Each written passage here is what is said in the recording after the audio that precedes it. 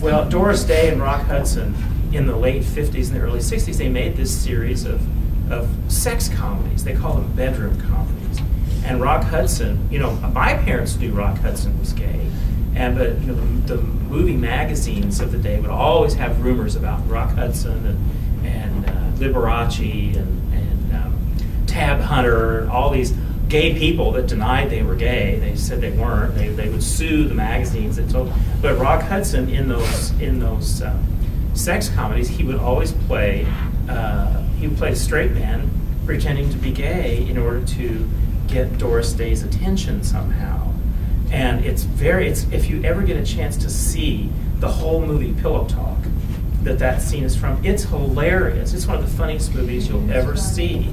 And I had a friend, because I'm 53, and when I was your age, a long time ago, it was before you had DVDs or tapes at home. You had to wait until movies came on TV.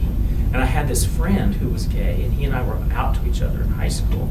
And we would call, if we'd see that the Pillow Talk was on an early movie on TV during the day, we'd call in sick for each other. And I'd go over to his house because his parents were both gone during the day. And we'd watch Pillow Talk because it was our favorite movie.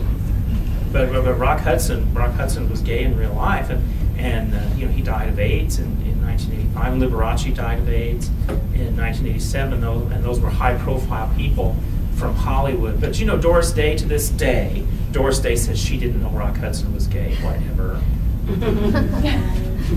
Whatever. Wasn't Rock Hudson the mysterious gay Hollywood celebrity in the Armistead Maupin series? Yes. Yeah. Yes. Armistead. Did you? Everyone knew. Do you know who Armistead Maupin is? Armistead Maupin he was a writer for the San Francisco Chronicle, and he wrote a series of columns about life in the Castro, life in San Francisco, and it became a series of books called Tales of the City. And PBS turned them into a miniseries in the early 90s, maybe? I don't know, it was a long time ago. But in the Tales of the City told the story of some of the people that he knew in the Castro in San Francisco, where I got to see Vito Russo a few years before he died, when I was younger, way younger. But yeah, the Hollywood treatment. But you know, today I think Hollywood still banks on stereotypes. I really do. And you know, black people especially, to be stereotyped as a gangster, drug dealer, woman abuser, or was it better to be stereotyped as a butler or a servant, you know, or a maid? What's better? I think Hollywood still banks on stereotypes. Even gay people feed into stereotypes. You know, what was that movie, Sweet Home Alabama, where the girl comes back to Alabama. She brings her gay best friend, who's very effeminate, very over the top, you know, very so stereotypically gay. I think Hollywood still banks on sometimes those stereotyped images.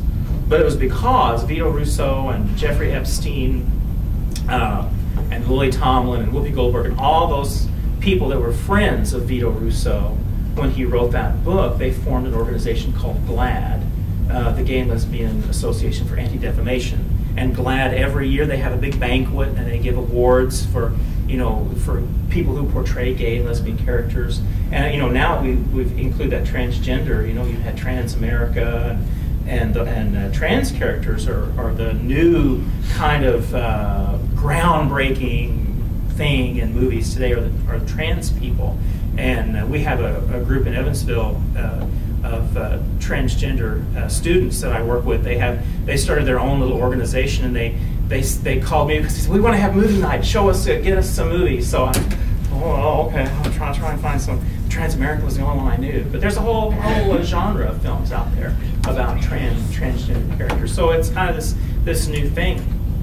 But I think Hollywood, I think we have to keep pressing Hollywood and the TV networks and cable stations to keep gay characters out there and visible, because there's organizations out there that would love to cancel Glee. They would love to cancel all the shows that have gay and lesbian characters in them, and you know, they have letter writing campaigns and they try to boycott sponsors of TV shows, and they try to boycott films, and it just never ends. And so you have to keep telling the story. So spread the word, and you know, anytime you hear someone that's protesting against a TV show like Lee, you know, just keep in mind where you could go back to. You could be sent back to that long ago time.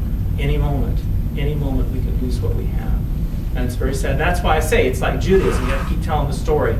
You have to keep telling young people, 17-year-olds, that, you know, this is where people came from. There were people who lived a long time ago and fought these battles. And you know, that you can lose where you're going to lose your ground, can't you? Sure. You can lose your ground at any time. We're still fighting the same. We're still fighting the same battle.